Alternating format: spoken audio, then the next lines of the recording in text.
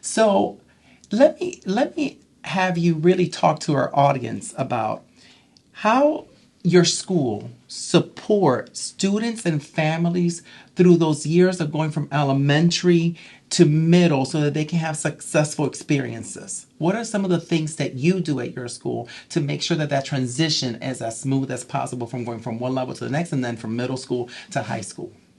Sure. One of the things we do to build that family to school connection is we try to get families involved, starting with something simple as parent conferences. Something new we've actually started within on the elementary level is student or parent data chats. So we give parents the opportunity to review the curriculum, and students are able to explain what they're learning in the schools. They can explain the math problems and the reading problems, and everything about what they're learning. Mm-hmm. Good.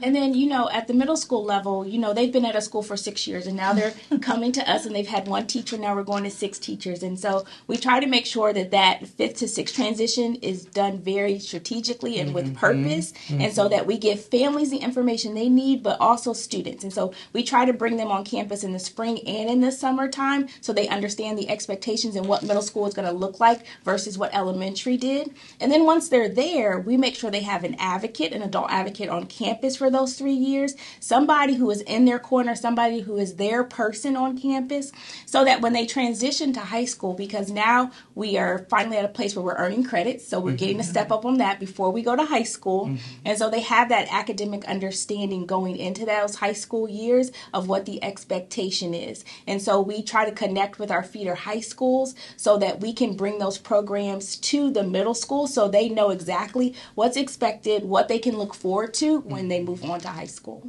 Very, very good. And Dr. Belgabin had referenced the scheduling, how that's very important. And there's actually opportunities for students at the middle school to start taking even high school level classes for high school credit. Yes. So it's important for students to do very well at the middle school because they have an opportunity by the time they get to 8th grade to be able to take those courses that, again, will count for high school credits. We're talking about the importance of that GPA. You're already starting your high school GPA in middle school with those starting courses. Attraction. Very good. Very good.